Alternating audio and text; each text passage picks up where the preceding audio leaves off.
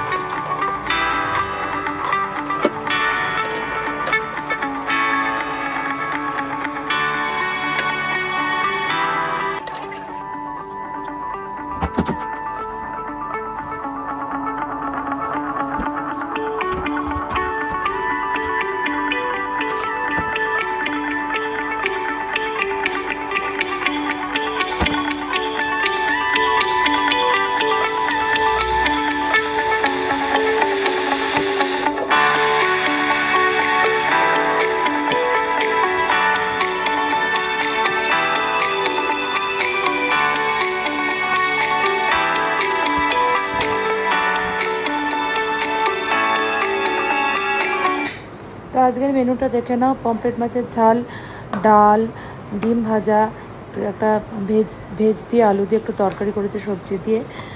তো আজকে একদম সিম্পল মেনু। আর ভাত হয়ে গেছে, সব কিছু হয়ে গেছে। তো চলো এবার লাঞ্চটা সেরে নিয়ে আবার কথা বলছি। তো চলো এখন লাঞ্চটাকে করে নিই। তো আজ একদম সিম্পল লাঞ্চ মেনু দেখতেই পেলে। তো লাঞ্চটা করে নিয়ে আবার বিকালবেলা তোমাদের কাছে দেখা করছি। তো গুড ইভিনিং বন্ধুরা, একটা টানা ঘুম দিয়ে এখন ঘুম থেকে উঠলাম। দেখেছো চোখ মুখ পুরো ফুলে গেছে। তো সোনু স্কুল থেকে চলে আসলো, তারপরে আমি একটু ওকে খাইয়ে দিলাম, তারপরে দুজনে মিলে একটু ঘুমিয়ে পড়েছিলাম। তো এখন দেখি উঠে সন্ধ্যা হয়ে গেছে, তাই চটপট উঠে পড়লাম।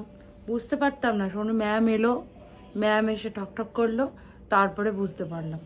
তো এখন ঘুম থেকে উঠে পড়েছি। তো এখন একটুখানি চা খাবো, কিন্তু তার আগে চলো একটুখানি গীতা সিরিয়ালটা দেখে আসি। গীতা সিরিয়ালটা না দেখলে ঠিক এখন খুব ভালো হচ্ছে গীতাটা, সেটা একটু দেখবো। কথা সিরিয়ালটা দেখবো, তারপর আবার তোমাদের সাথে আজকে একটা রেসিপি শেয়ার করব। তো চলো ভিডিওটা দেখতে থাকো। তো বন্ধুরা, তো এখন ঘুম থেকে উঠে তো দেখতেই পেলে ঘুমিয়ে পড়েছিলাম। ঘুম থেকে উঠে চলে এসেছি একটুখানি বসার ঘরে। চাটা খেলাম, খেয়ে একটু বেরিয়েছিলাম। কটা আজকে তোমাদের সাথে যে রেসিপিটা শেয়ার করব, তার জন্য কটা জিনিসের প্রয়োজন ছিল, সেটার জন্য একটু নিচের দোকানে গিয়েছিলাম। তো দোকান থেকে জিনিসপত্র নিয়ে এসেছি। এবার এসে দেখেছি ওর বাবা বাড়ি চলে এসেছে, মানে আমার হাজব্যান্ড বাড়ি চলে এসেছে। তো ও এখন টিভি দেখছে। ততক্ষণে চলো আমি এবার কিচেনে যাই, গিয়ে রেসিপিটা রান্নাটা শুরু করে দিই আর কি। তো বলেইছি আজকে রেসিপিটা তোমাদের সাথে শেয়ার করব। তো রেসিপিটা ভালো লাগলে প্লিজ একটা লাইক করো। আর আমার তো চলো এখন রান্নাটা শুরু করা যাক। তো আমি এখন রান্নাঘরে চলে এসেছি, একটা নতুন রেসিপি তোমাদের সঙ্গে শেয়ার করব। নতুন কিছুই না, তরকা আসলে জানি সকলেই বানাতে পারো, তা আমি কি করে বানাই সেই রেসিপিটা তোমাদের সঙ্গে আজকে শেয়ার করতে চলেছি। তো চলো রান্নাটা দেখতে থাকো। তো তরকা বানানোর জন্য কি কি লাগবে এখানে একবার দেখে নাও। পেঁয়াজ কুচি করে কেটে নিয়েছি, একটা টমেটো কেটে নিয়েছি, কাঁচা লঙ্কা কুচিয়ে নিয়েছি, আদা রসুন পেস্ট করে নিয়েছি, আর তরকার যে ডালটা যেটা গোটা মুগ সবুজ রঙের সেটাকে আমি গোটা মানে 2-4 কোয়া রসুন, একটা গোটা পেঁয়াজ আর নুন দিয়ে আর গোটা কাঁচা লঙ্কা দিয়ে সেদ্ধ করে নিয়েছি। আর এখানে সাদা তেল নিয়ে নিয়েছি আর ডিমটাকে ভুজিয়া করে নিয়েছি। আর এদিকে দেখো কাসুরি মেথি, বাটার, হলুদ, কাশ্মীরি লঙ্কার গুঁড়ো, নুন নিয়ে নিয়েছি। তো চলো এবার রান্নাটা শুরু করা যাক। তো প্রথমে কড়াইতে আগে তেলটা দিয়ে দেবো, সাদা তেল দিলাম। এখানে তেলটা একটু কমই দিয়েছি বাটার দেবো বলে। তো তেলটা গরম হয়ে গেলে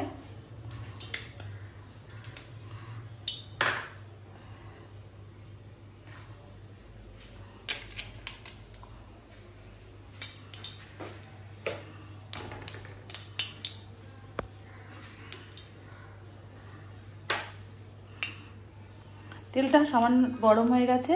এবার একটু কাসুরি মেথি ফোড়ন দিয়ে দিলাম, খুব একটা দেবো না, নামানোর আগে দেবো। তারপরে পেঁয়াজ কুচিটা একটু কেটে রেখেছিলাম সেটা দিয়ে দিলাম।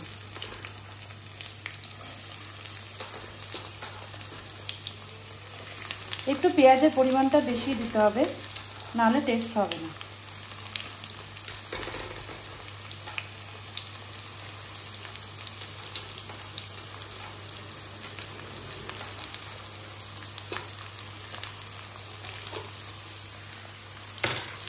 পেঁয়াজটা একটু হালকা ব্রাউন করে ভেজে নেব।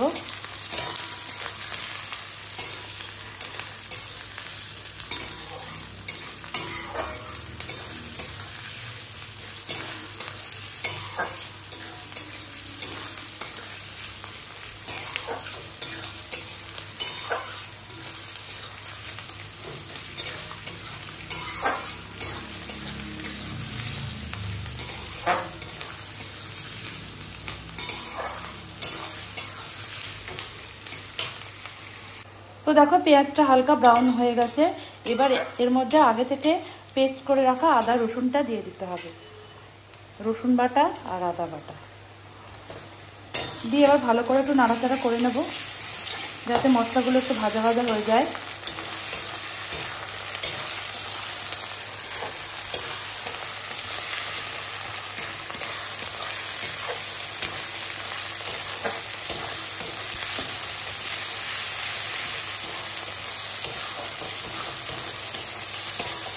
দেখো মশলাটা একটু ভাজা ভাজা হয়ে গেলে কাঁচা লঙ্কা কুচি,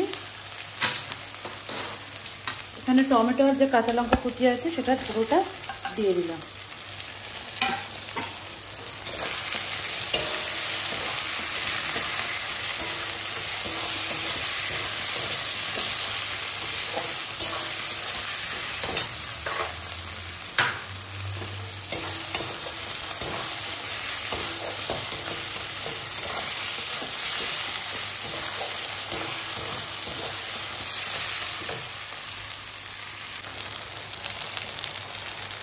এবার একটু লবণ দিয়ে দেবো পরিমাণ মতো, সেদ্ধর সময় দিয়েছি তাই পরিমাণটা একটু কমিয়ে দিলাম, পেঁয়াজটা যাতে নরম হয়ে যায়।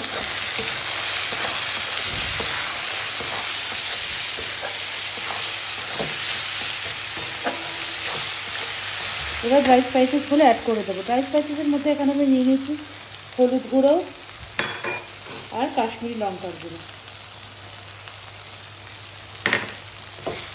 কাশ্মীরি লঙ্কার গুঁড়ো দিলে কালারটা একটু ভালো হবে, সেই জন্য দিয়ে দিলাম। তো চলো মশলাটা এবার একটু কষিয়ে নিই।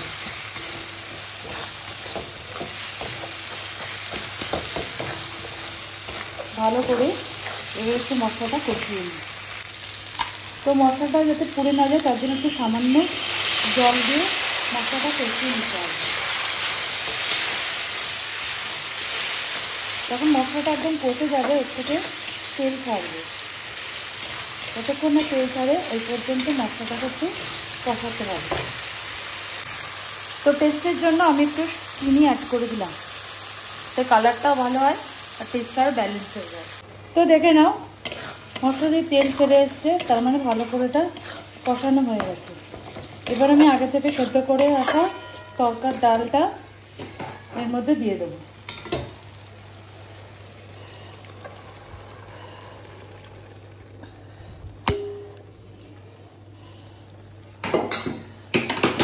এবার ডালটা দিয়ে মশলার সঙ্গে ভালো করে মিক্স করে নিতে হবে।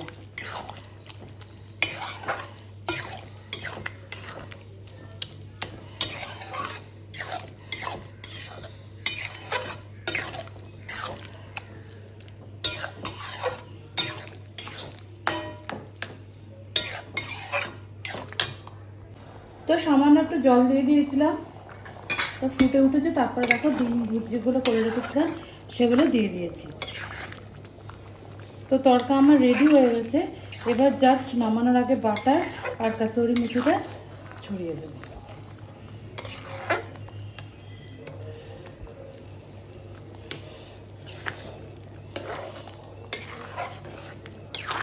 তো এরকমই রাখি, যখন খাবো তখন জিনিসটা টেনে যাবে, তাই একটু ঝোল ঝোল মতনই রাখলাম। তো চলো এবার এই কাসুরি মেথিটা ওপর থেকে ছড়িয়ে দিই, আর বাটারটা কিউব করে রেখেছিলাম সেটা দিয়ে দেবো। এবার একটু মিক্স করে নেব। তো দেখো তড়কা আমার রেডি হয়ে গেছে। কেমন হয়েছে রান্নাটা প্লিজ কমেন্ট বক্সে একটু জানিও। তো এরপরে আবার দেখা হচ্ছে একদম ডিনারে। তো চলো ডিনার সেরে চলে এলাম ভিডিওটা এন্ড করতে। তো আজকে ডিনারটা জাস্ট ফাটাফাটি হয়েছিল, তরকারিটা ভীষণ ভালো হয়েছিল। এইভাবে তোমরা একবার বানিয়ে দেখো, এবং ভালো লাগলে আমাকে প্লিজ কমেন্ট বক্সে কমেন্ট করো। আর ভিডিওটা ভালো লাগলে লাইক করতে ভুলো না, ফ্রেন্ডস ফ্যামিলির সঙ্গে শেয়ার করতে ভুলো না।